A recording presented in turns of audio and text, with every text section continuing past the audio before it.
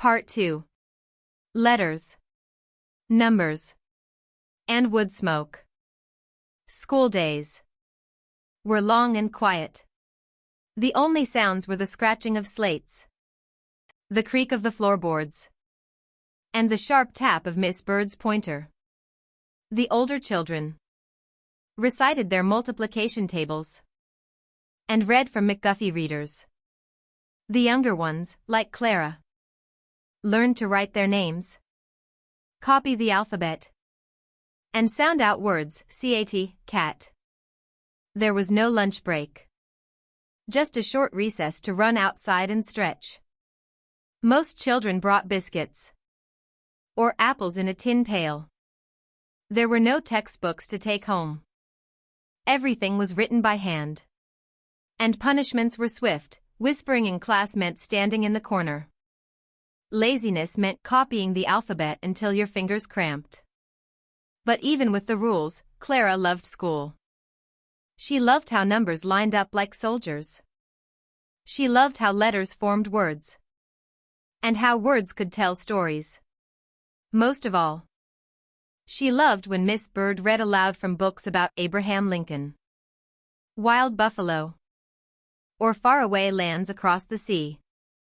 To Clara, school was not just a place of learning. It was a window into the wider world.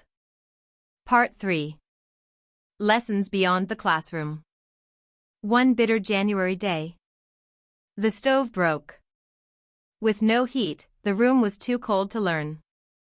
Most children stayed home. But Clara still showed up, mittens on, cheeks red from the wind. Miss Bird was there too. She sat Clara down and began a private lesson. Not on arithmetic, but on courage. Education, she said softly, is a fire you carry inside. It keeps you warm when the world grows cold. Clara never forgot those words. Later that spring, Miss Bird fell ill. The town feared the school might close. But one of the older students, a boy named Samuel who had once struggled to read, stepped up to lead lessons while she recovered. That was how the children learned a deeper lesson: education creates leaders, not just learners. Part 4. The legacy. Years passed. Clara grew older. She became the best reader in her class, then a teacher herself. Eventually, she helped open a new school in a nearby town. With proper desks, a library, and a garden where children learned about nature along with numbers. But she always kept her old slate board and a yellowed copy of McGuffey's Reader on her desk.